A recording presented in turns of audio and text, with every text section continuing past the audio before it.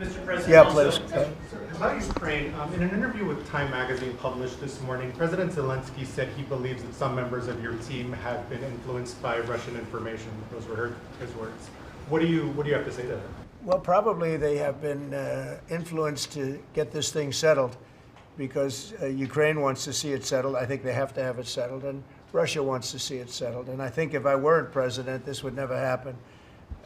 Marco's doing a great job, and Steve Witkoff has been incredible. Michael Waltz. We have a great group of people working on it, and that takes a good part of their day, settling something that really, well, it affects us monetarily because we've given so much money, and we're getting that done. In fact, Scott is telling me that the agreement on rare earths is just about completed. They'll sign it shortly.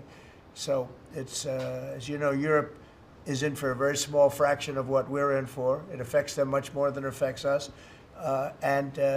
Again, they are in as a loan, which nobody knew until I came along. Europe is giving the money to Ukraine as a loan. We were just pouring money into Ukraine. It was a very unfair situation. So we made a deal on rare earths. But most importantly, we want to stop the killing that's going on. 2,500 on average, mostly soldiers, a week are being killed. And they're Russian and they're Ukrainian, and if we can stop it, that's a very important thing to me on a human basis. Okay, anybody else? Are you signing the rare earths deal today? Is that what you mean? No, we'll be signing it soon.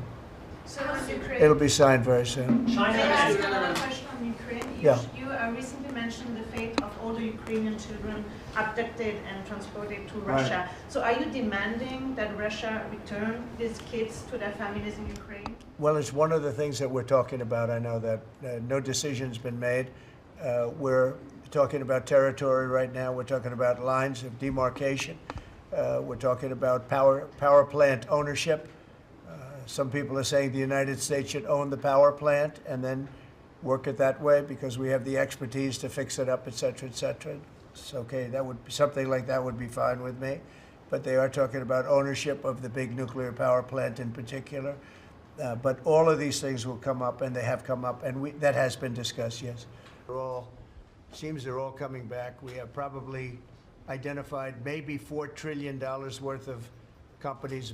I would like to ask maybe Marco to say a few words on what's happening with respect to, in particular, Russia, Ukraine, where we have some pretty good news, I think. We want to get it stopped. We're losing 2,500 young people, and these are Russian and Ukrainian people largely. And they're not American people, but on a human basis, we want to get it stopped, and we want to stop spending billions and billions of dollars to a country that we think it's time, and we're doing pretty well. Marco, do you want to say something? Yeah, Mr. President, first of all, I think the American people should be proud that we have a president that's promoting peace and the end of conflict on this planet. This is a war that's gone on for 3 years, as you pointed out, that, as you've rightly pointed out, would have never happened had you been president, but now it's here, and it needs to be brought to an end. There is no military solution to this war. It has to end through negotiation. And there's only one leader in the world that's capable of bringing the two sides to a table, and that's our president, the President of the United States, President Trump. And that's what he's done.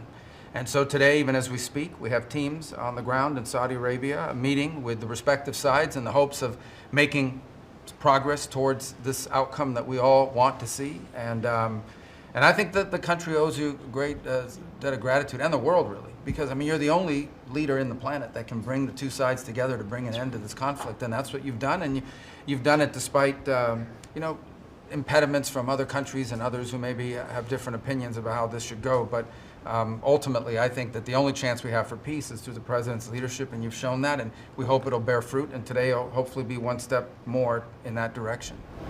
Never happened had you been president, but now it's here, and it needs to be brought to an end. There is no military solution